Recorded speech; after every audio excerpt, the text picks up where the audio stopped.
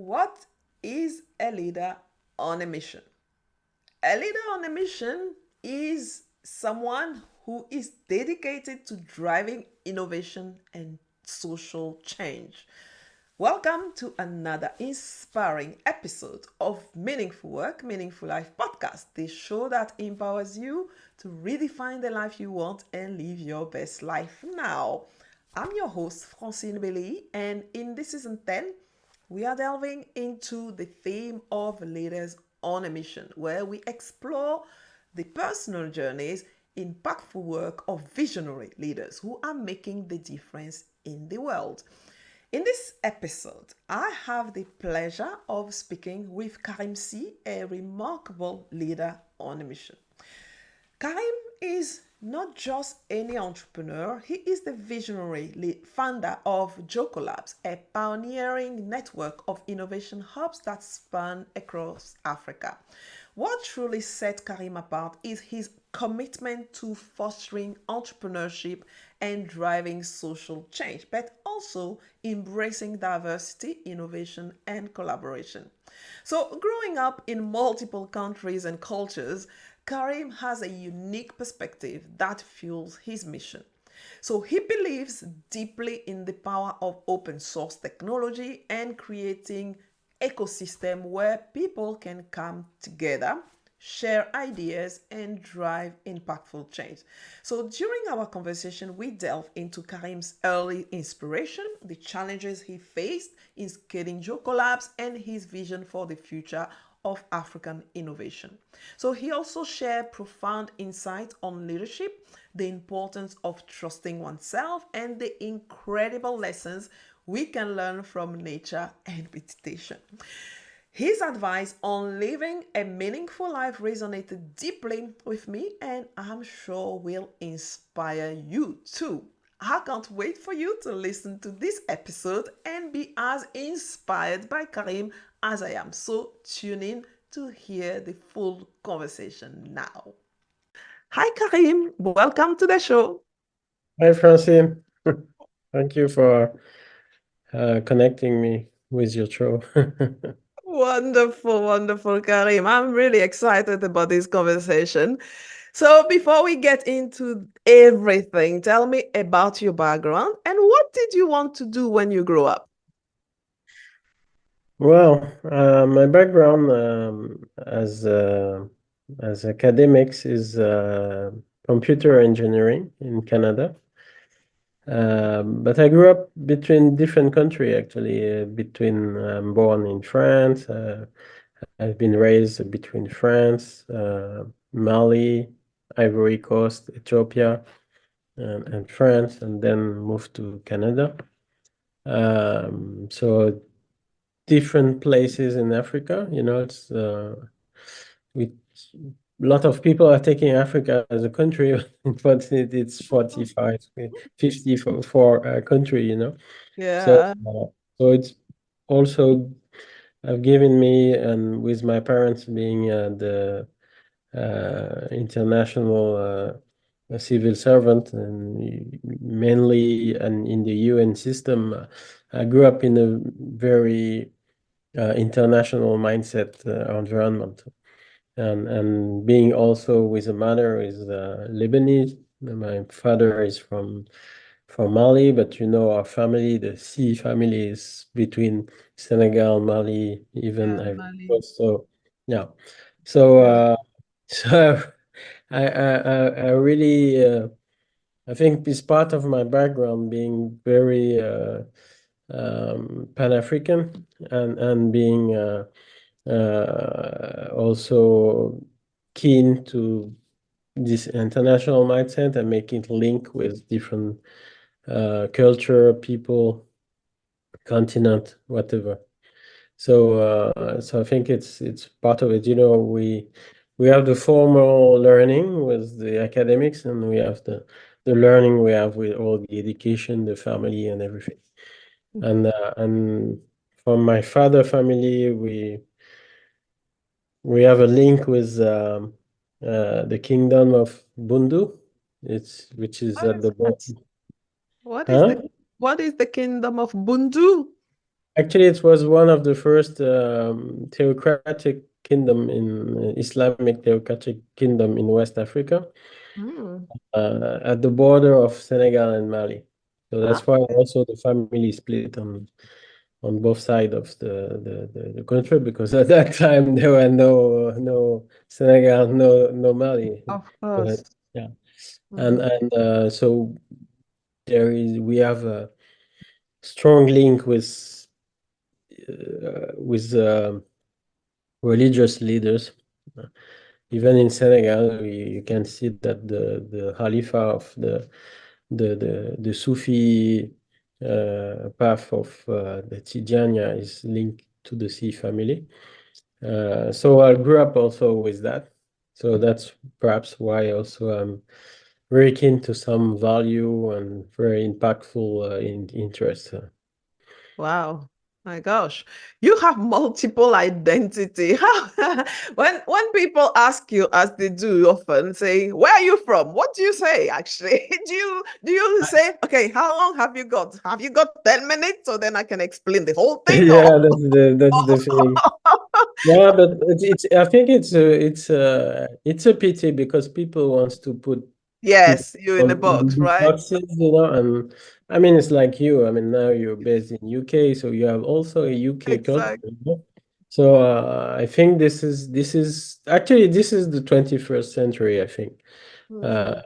it's open, and we need to know each other and take, to be more open, and instead of being close and Mhm. being community, and that's very important actually.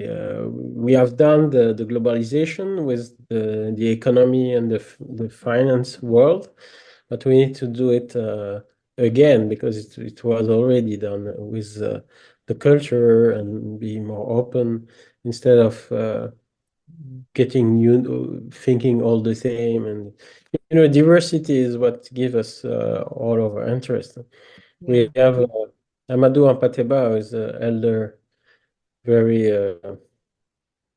sage, as we say, and he said the beauty of a carpet is all the different colors and shape, we can find in it. So Mhm. that's the same thing with the world and with all the humanity. Exactly. Valuing our diversity rather than actually trying to put And ourselves in that it. is coming with creativity actually, because Mhm. we'll talk about it. But I mean, when you talk about innovation, when you talk about in Mhm. entrepreneurship, Mhm. Mhm. creativity that brings to innovation, I mean, you need to make cross all those diversity, even like a chaos, but it's an organized chaos that brings Exactly. new things. Exact, exact. With all this diverse background, my gosh, I'm sure that in your brain there are a lot of different things that actually merge all together rather than somebody who has only lived in one culture and only have seen that for their whole life. Seeing all those different aspects of the world is one of the beautiful things, actually, I also think. Okay, so tell me, Karim, what is one thing that people still don't know about you outside of all your multiple identities that you've That's got? not what I just said. Well, what I've just said, and I'm also involved in a Sufi path, the Qadriya, not the family history things, the Tijaniya, but the Qadriya. This is one of Explain that a little bit because I don't know that either that the much. Sufi path is actually, But yes, explain a little bit. in every religion you have the esoteric path of the religion. It's the inside, like an order, and with the Islamic world, especially the Sunni, we have the Sufi. Perhaps about Rumi, about Ibn Arabi, about all those great master. So I I was thinking a lot because my mother is Christian actually, so I Mhm. make a lot of thinking. Mm. But at the end, you feel that everything is going to the same. Come together. Yeah. Yeah. So Mm. the more you go up, the more everything is converging. Wow. Wow, that's beautiful. That will be another podcast actually for today. That's okay. So, I'm glad actually to hear that, as we are exploring the world, religion and everything, we can see how sometimes we just try to divide, but actually is the expression, and I believe that is a multiple expression of the same thing that we are saying. But sometimes we don't see that way. We say, this is my way, this is your way, and this is not. But actually, the good, what I'm saying coming is that convergence. Everything is coming together and going to one source. That's really Okay. When you beautiful. take the time, yeah. Yeah. Okay, so now, let's talk a little bit more again about your values and actually how you have used those in your innovation aspect and entrepreneurship. Actually, how those values actually have been used in what you are creating in innovation and entrepreneurship. To be honest, at the beginning, I was more, I was split in two. Like, I was doing business as I learned in Canada, and I used actually to run the cooperative of the school. I was in the École Polytechnique de Montréal, but it's a Mhm. huge cooperative. It was $8 billion dollars cooperative, So and we were five students who were running the business. The first thing we done is to fire the CEO and take control of the cooperative. So it was a very big learning I get. But and I came back to Africa with a project on technology transfer. At that time, it was in the 90s, middle 90s. So yeah, I'm not so young actually, and You look young, but you're not so young. and at that time, when we're talking about even if I've done computer science, when we're talking about IT, I mean, there were nothing. It Mm. was really yeah, it was black. Nothing was going on. It was just the internet arrived in Senegal, I think, in 1999. Everything's going on in Senegal. Was one of the first with, I think, South Africa to be connected, and for sure in West Africa, and so you can imagine that coming back with that.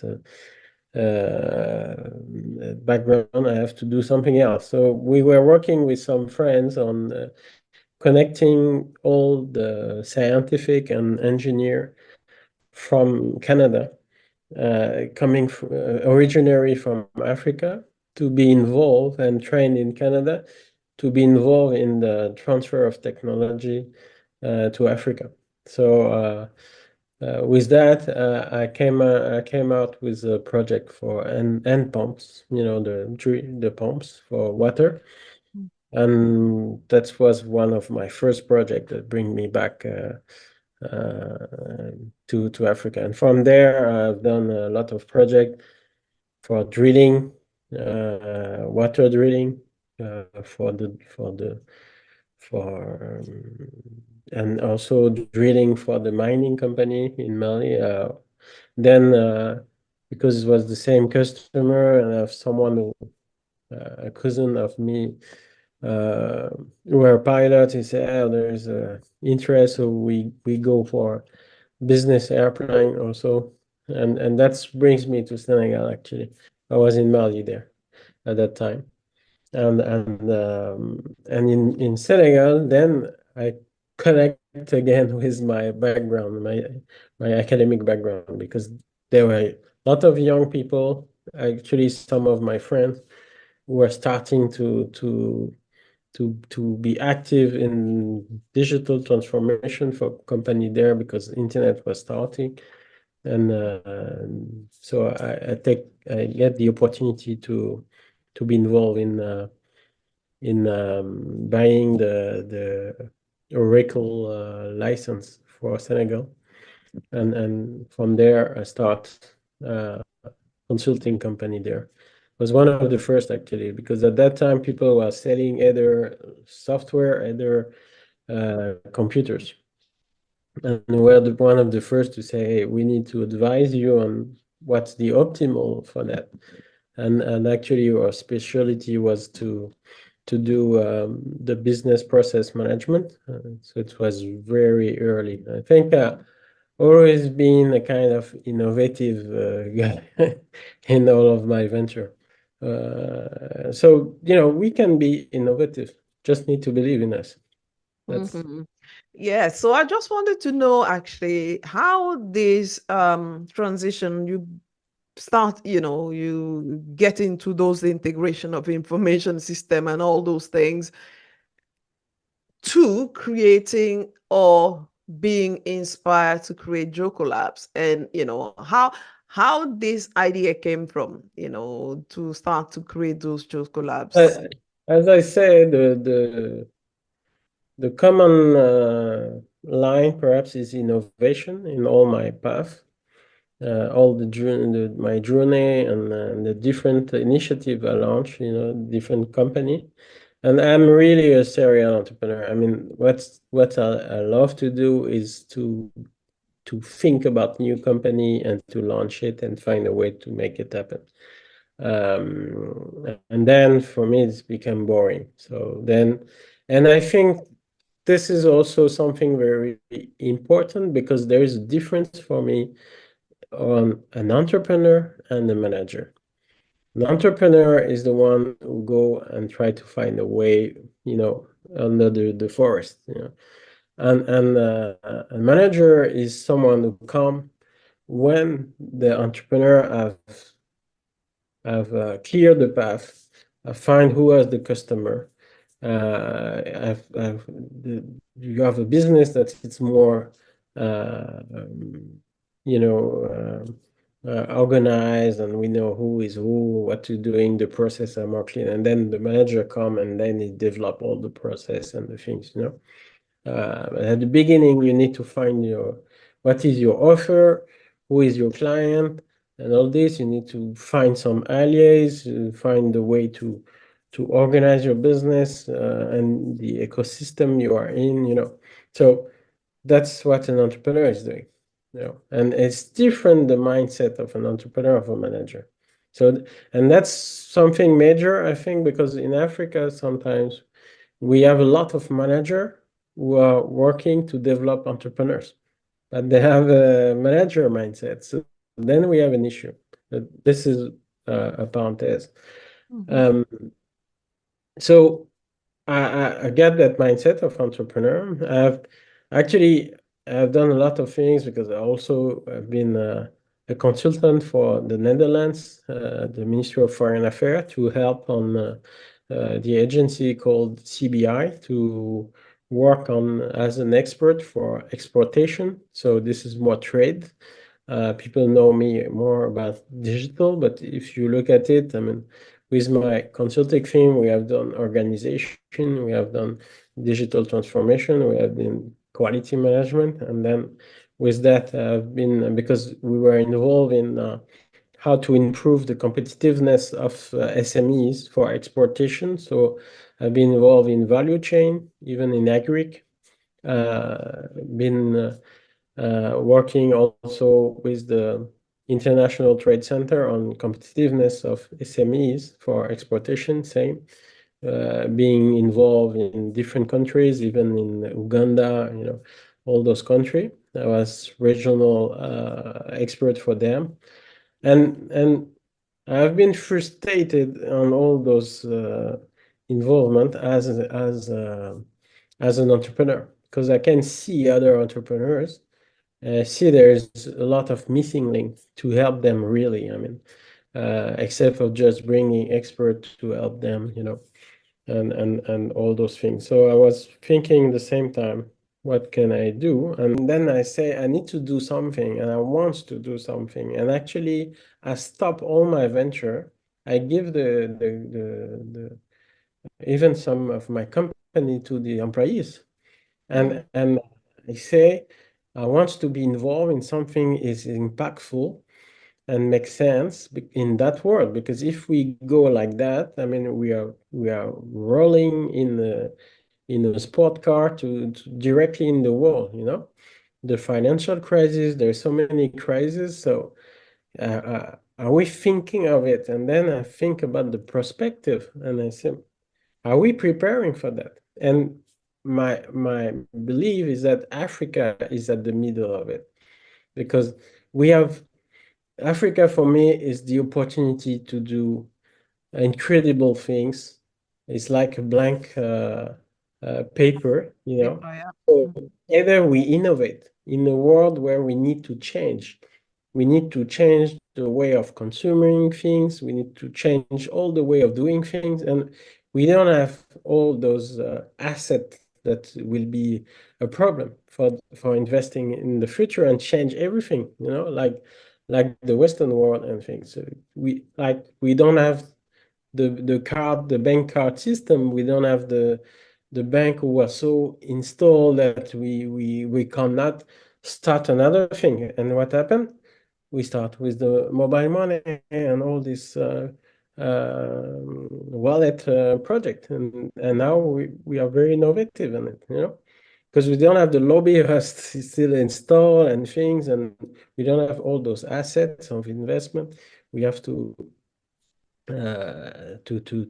deal with, So we are a huge opportunity, and in the meantime, if we don't take that opportunity properly, we will bring all the world with us. I mean, with the if you invest like we don't take care of the climate change and everything. So all those issues, and with the youth, because 1/4 of the the active population will be in Africa in 2050. So how we do is that. And in the meantime, our leaders, we have to be sometimes cool with them also. They have to deal with issue nobody have ever deal ever in the world. I mean, your population is doubling, and you need to work on your development at the same time. So that means like you working on education, and your population is doubling. So how you do? If you don't pay attention, you just build school, and you don't have the money to put something inside. So that's also call us for innovative solution. And that's all this that brings me to say, okay, let's open Jokkolabs. In Jokko, the name Jokko, in Wolof, it's communication, it's link, it's exchange. So it's all the value of doing things together. So how we do things together, because I believe that we need to do it together to find a way and a new solution for the future. And that's the lab. So we need to do it together.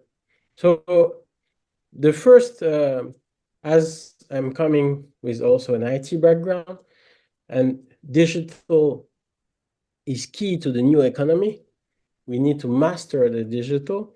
So the first population we address at the beginning we have addressed is the open source community, and it's the tech community.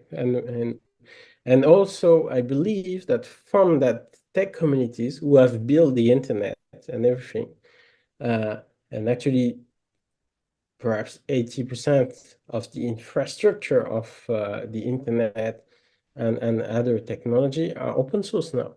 If you take like Android, it's open source, So even Microsoft is going open source. So that means there is that way of thinking. Those value embed in that is the value that I embed in the new technology world. So we need to make a split on that and think new way in everything, because IT is not alone, a standalone thing. It's a tool.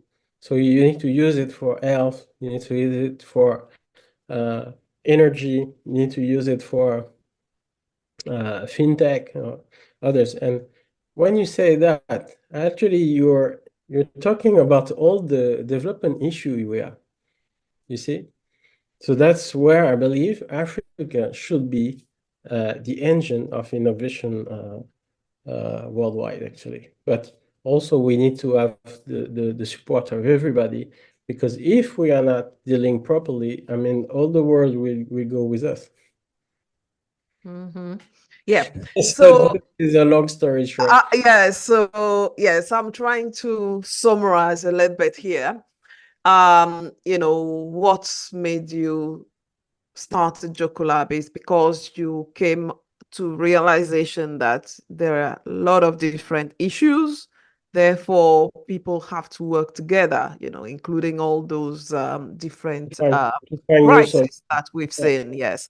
So, and first of all, it started with the open source tech community. And today, is it also only tech community that are coming into the Jokkolabs, or how has it evolved? Sorry?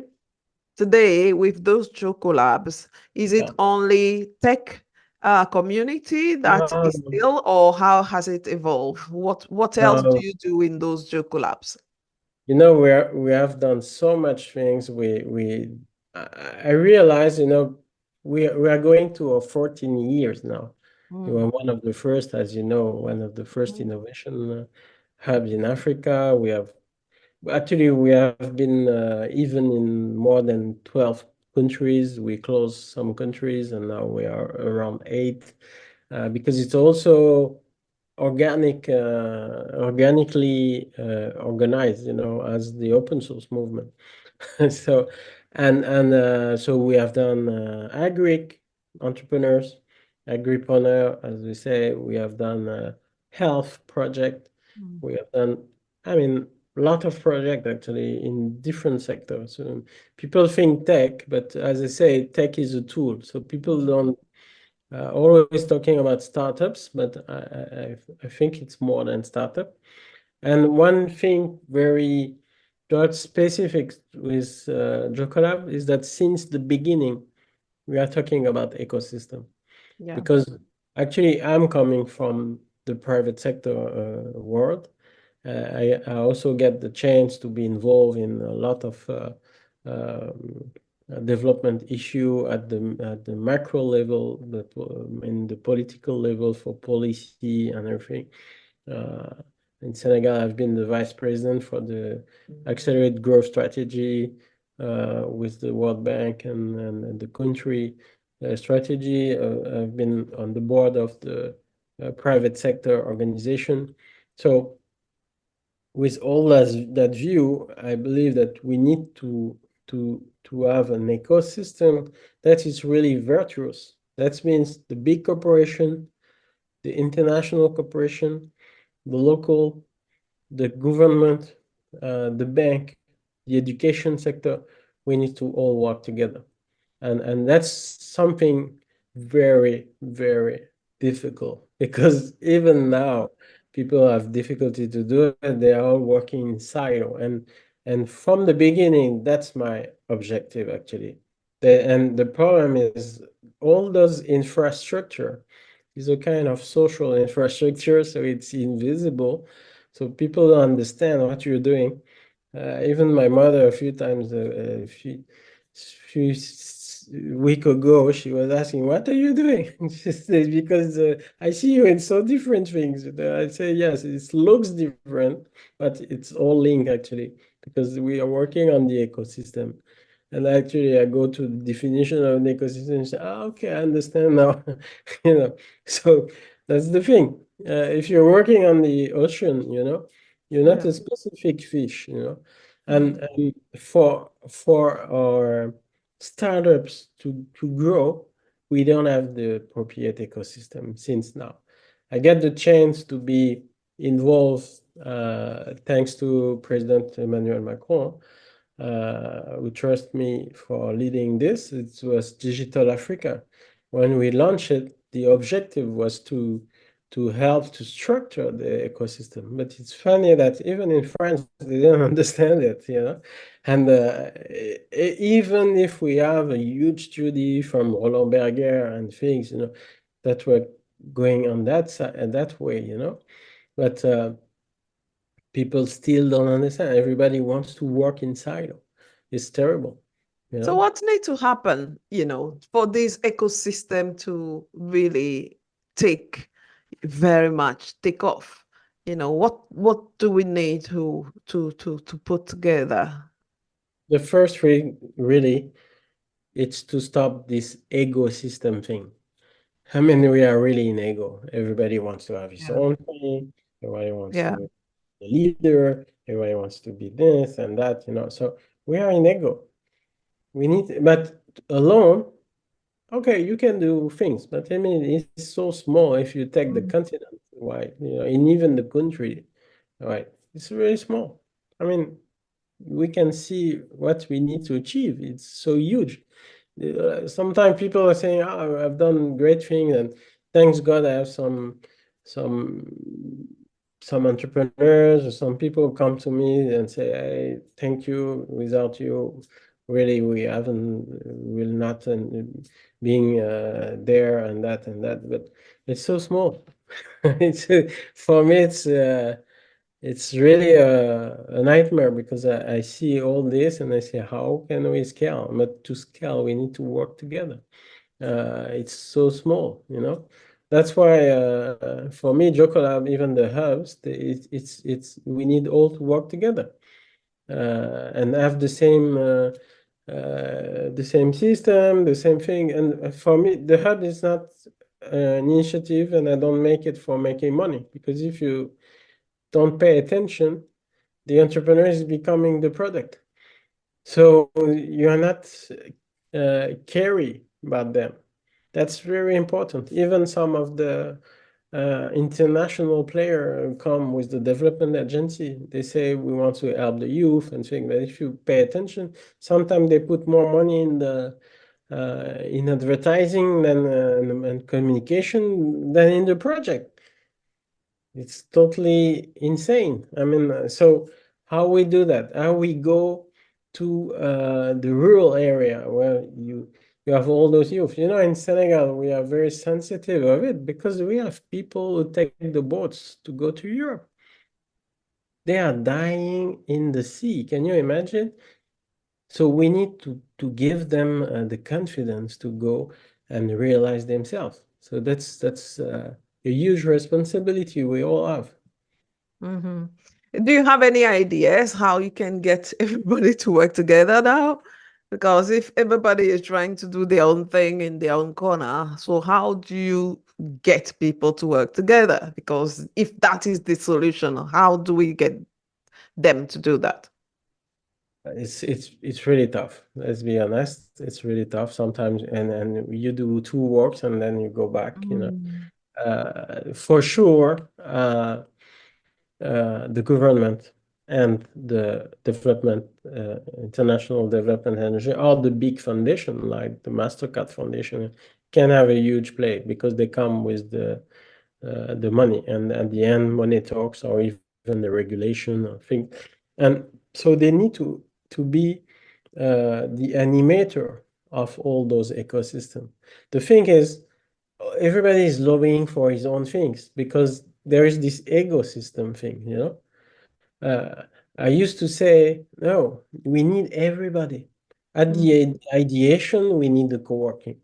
At the second step, then we need a more accelerator. Then we need that. But what happened is everybody come and say, hey, do you have a good company I can invest in?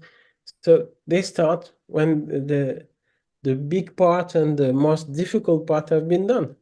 And the thing is, from the ideation to the return on revenue on investment, and when we go out of the valley of death, you know, what we call, uh, it's there is the million of youth that are there, you know. So there's only a few that's come out. And if we pay attention, I mean, we can see the investment is going to 4 countries in Africa, because many of the investment is coming from the US. They have that mindset for invest and taking risk, actually. So it's the usual suspect. We know Egypt, Kenya, South Africa, and Nigeria. If we pay attention, it's only those who have been abroad that get the funding, and even it's foreigners, so it's not for Africa. So because they give the money to people they know, so then we have an issue.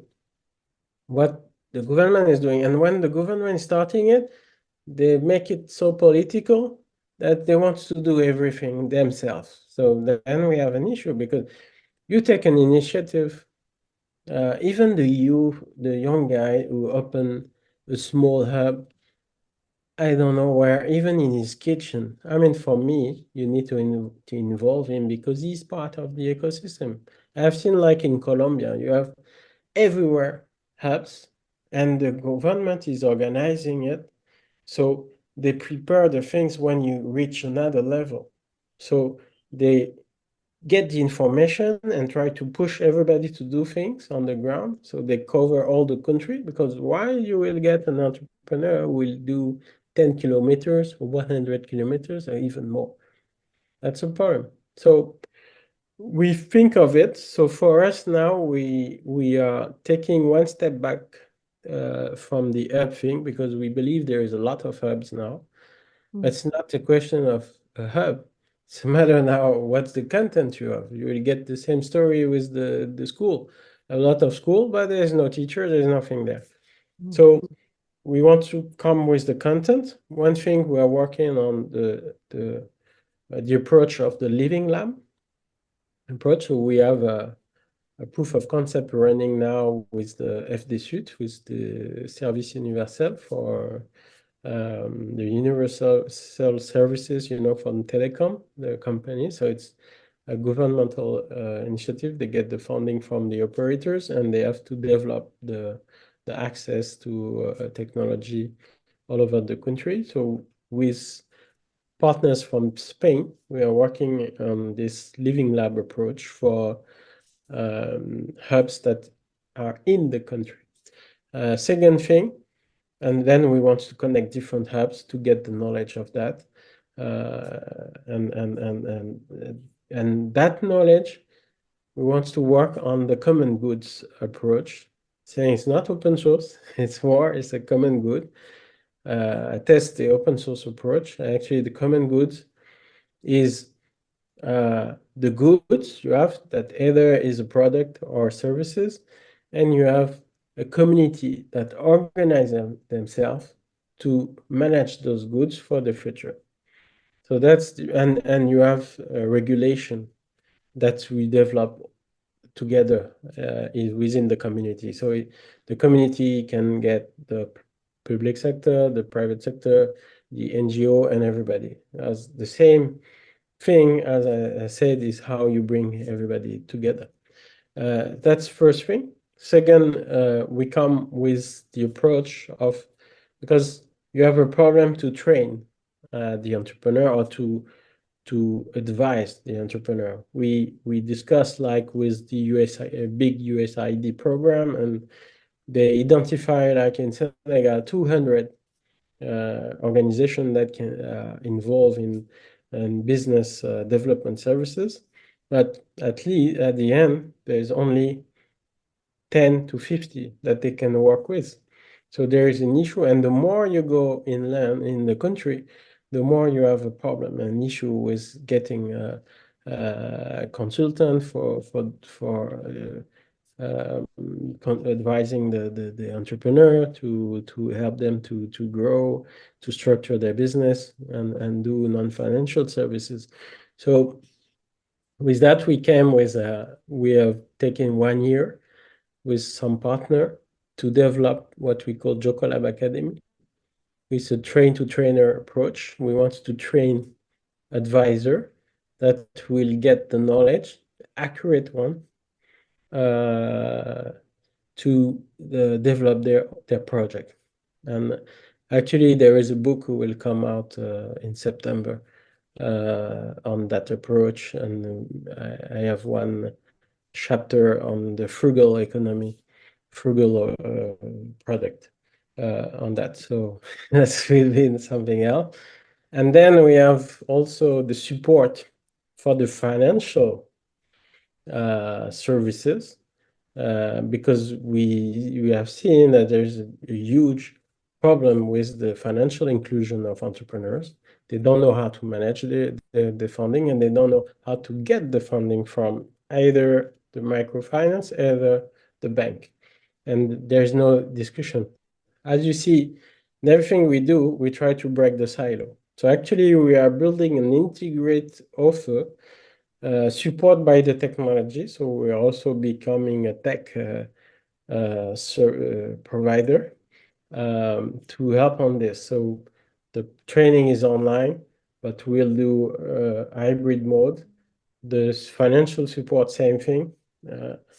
We take the accountant who have been trained and the people who have been trained as management, and we train them on our system to do the financial services for the entrepreneur. We want to split them everywhere in the country and everywhere in the region and everywhere in Africa. Where is And the pilot you're going to start? Is it going to in Senegal that you're starting? we have already started in Senegal. Actually, it's very funny because all those projects was been done in silo, and you know, as I've been very involved in digital Africa, I was more at the strategic level. So when I take the operation again since August, I change all the staff, and I've get in the operation, getting to understand what's the learning and the insight we have with almost 14 years now of background of doing things. And then I say, why are we working, even us, in silo, and running programs? In order to do that, we need to develop their own thing. And also, one of the big thing with Jokkolabs, we always thinking of how we can be sustainable and not just depending on funding. So that's why I put my own money actually in it. I believe that Africans need to put their money on the table. You cannot just come and beg. So we need also to put money on the table, even if it's small. I mean, do whatever you can, and then we build together. So that's something else. So coming out with that, that's where we come with this tech platform we are working on. We are building this project, but we're still involved in advocacy, sensibilization. So first is that we also organize, we are involved in global entrepreneurship work week system and the global entrepreneurship network platform and all that. If you have to sum up in a sentence, what is this next step that you are working on? What would you say as a very brief summary of what is it, the thing that you are solving and you are building, and what kind of problem is going to solve? We are coming with a solution that where an entrepreneur will be no longer alone. You get someone, a third party, who will be a partner for him to negotiate with every partner he will have, even if it's their associate, their investor, their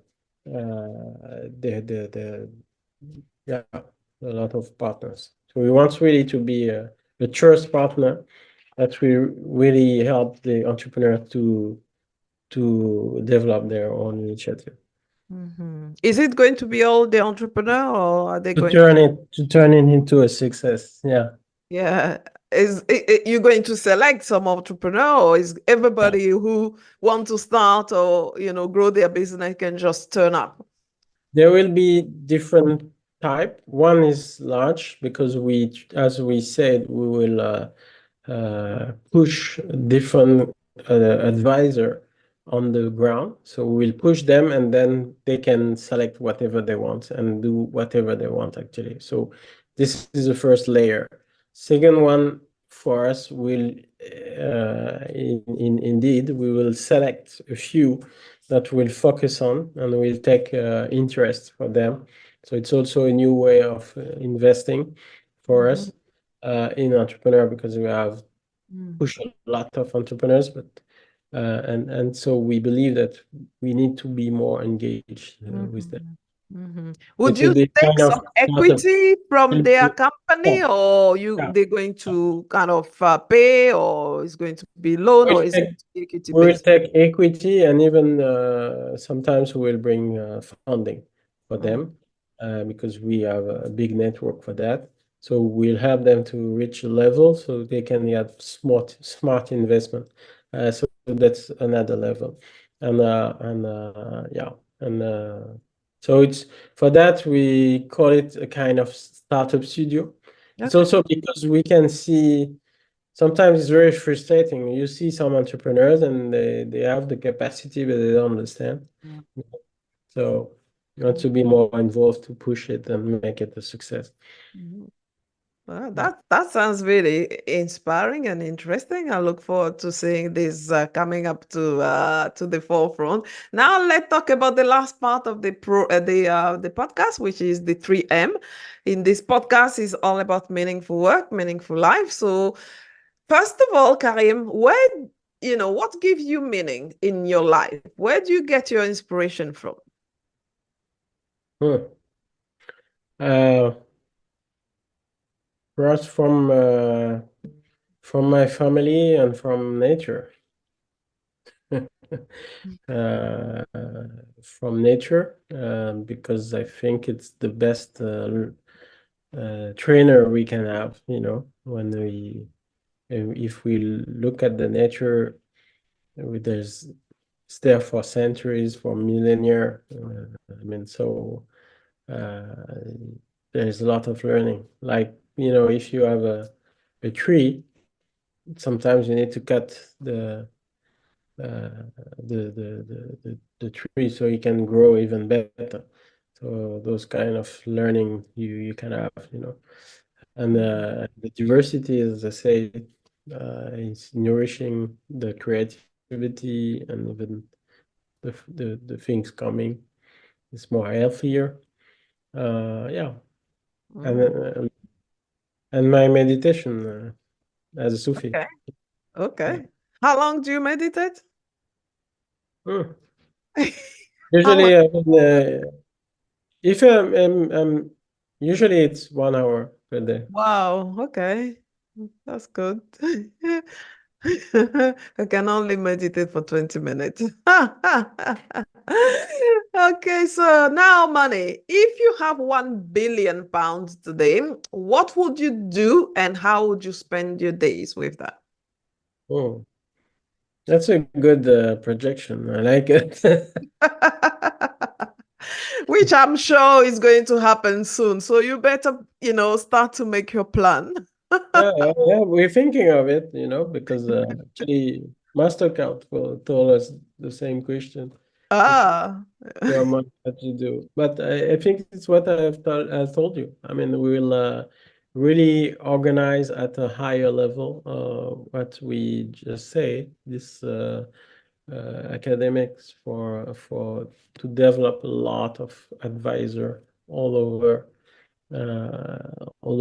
also bring with this advisor for financial services, and then we'll be more stronger to build a fund that can fund the entrepreneurs, and in the meantime we will organize. I mean, what we still do, like the Global Entrepreneurship Week. It's 1 week every year we organize to bring everybody to connect, to also sensibilize the population about what is entrepreneurship, to celebrate some entrepreneurs, and all those things. The next one is in November, actually. Yeah, it's always in November, right? It's second week of November. Exactly. Actually, it starts in UK, you know. Yes, I know. I'm always doing something, a webinar or a speaking or something during Global Entrepreneurship Week. Yeah, I love yeah, that. Yes, because I've been starting, since 2008 or something. Yeah, super, yeah. super. Very, I'm very I'm interesting. part of the board for Africa, Mm. and yeah, we're pushing a lot for that. Yeah. Wonderful, cool. So, how do you want to be remembered for, Karim? I know that you are still young, but just Yeah. yeah. But to to to to fight for building the ecosystem for entrepreneurs and making entrepreneurs to have impact. Uh-huh. Uh, yeah, it's a long journey, even for me. Of The course. beginning, even Yeah. you say that I'm an Ashoka fellow. The first time I heard about Ashoka, I said, "Oh, what's that?" Mm, And being now an Ashoka fellow, uh, at the beginning, into 14 years ago, when I was thinking of Jokkolabs and trying to find models and inspiration, nobody were talking about social entrepreneurship and all, mm, or even entrepreneur for impact or all those words. You can find nothing. You mhm. go to the library, there is nothing. So, and now there's so much, Yep. so Yep. many things. Yeah. Yep. Uh, It's and big university now having a whole department of social yeah, entrepreneurship. so, so that's good. So we going to it, but we have to be careful on the words we put on it. Mm, I'm thinking of launching,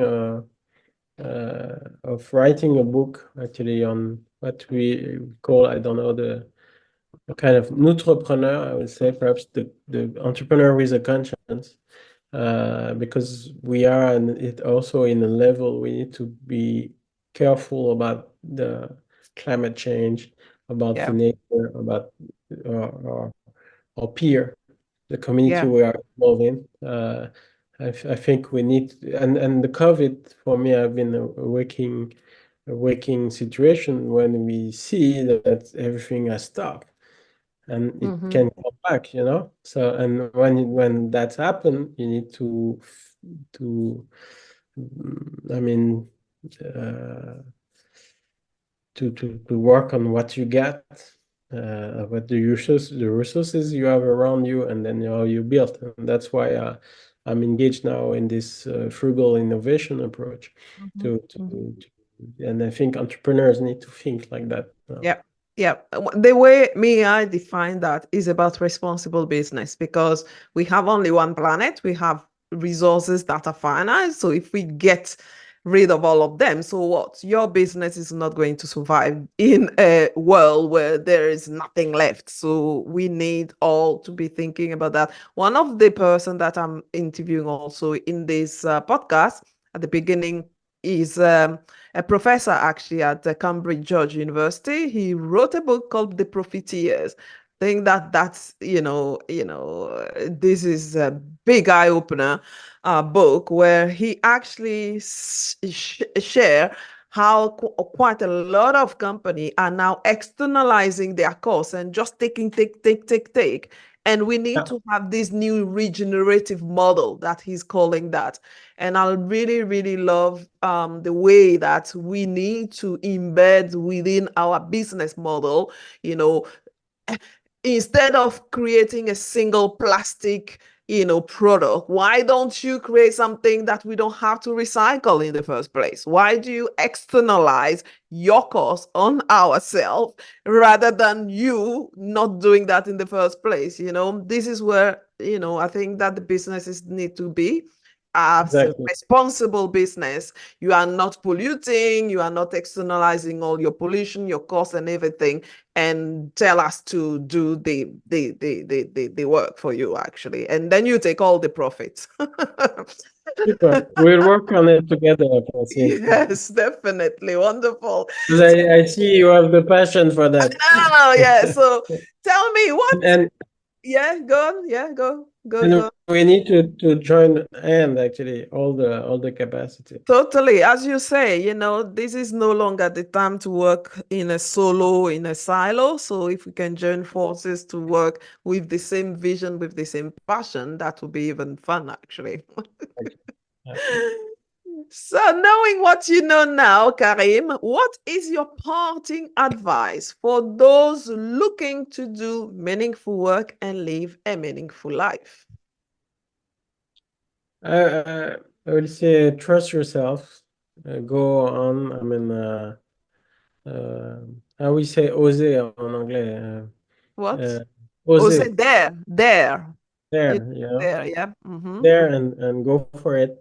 Believe in and try to feel. We find that there is three mind. The usual one, and then the stomach and the Mm-hmm. heart. Mm-hmm. Heart is electromagnetically Mm-hmm. 5,000 times more powerful than your head. Wow. So try also now to connect with your heart and think with your heart. Then you become even more and more and much more powerful. Wow, I didn't know that. 5,000 times. Our heart is 5,000 times more powerful than our head, mind. My gosh, my gosh. Electromagnetically, yes. Wow, The wonderful. emission. Yeah. Wonderful. Good for me too to know that. So you need to feel your guts, and Yeah, do what you feel instead of totally. being, you know, Yes. We need afraid to of use these. our whole body actually, rather than just the head that we've been using for quite a long Exactly. time. That's put So us in trouble also. there is a professor called Otto Scharmer Okay. at MIT, and he come with this U theory, and it's calling the sensing. So you take the time, the data, the information, and you let the information to help you to sense the way you need to go to. So even mix it with meditation. Can you imagine? We are talking about MIT. So Yes. yeah. Yes. We need to start any entrepreneurship course with meditation. Get people to stay still, to be But I mean, in their body. Steve Jobs was doing it. I mean, you have the guys from Oracle is doing it. I mean, there's a lot of people who are doing it actually. Okay. How do you Even call if you this take guy again? What's the name you said about this but MIT Steve guy? Jobs, MIT, it's Otto Scharmer. Otto Sharma. Yes, is Okay. is German origin. Uh, Okay. yeah, the U theory. Wonderful. So, thank you so much, Karim, for this insightful conversation and the work that you are putting out there. This is very important that we can all bring everything together rather than just working in silos. And for my dear listeners, connect with Karim as well. So, just Karim, before we part, tell us how people can reach you and learn more about you and your work.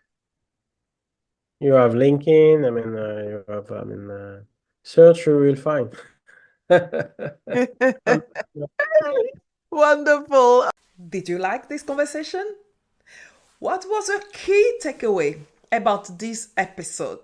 So let me know in the comment below, and make sure you subscribe to this podcast on your favorite podcast platform and YouTube so you don't miss any episodes. And to hear more incredible stories and get the show notes and other free resources, visit francinebeleyi.com/podcast. That's FranceneBeleyi.com/podcast. And I will see you next week for another episode of Meaningful Work, Meaningful Life podcast. Until then, dream, act, and make an impact. Lots of love.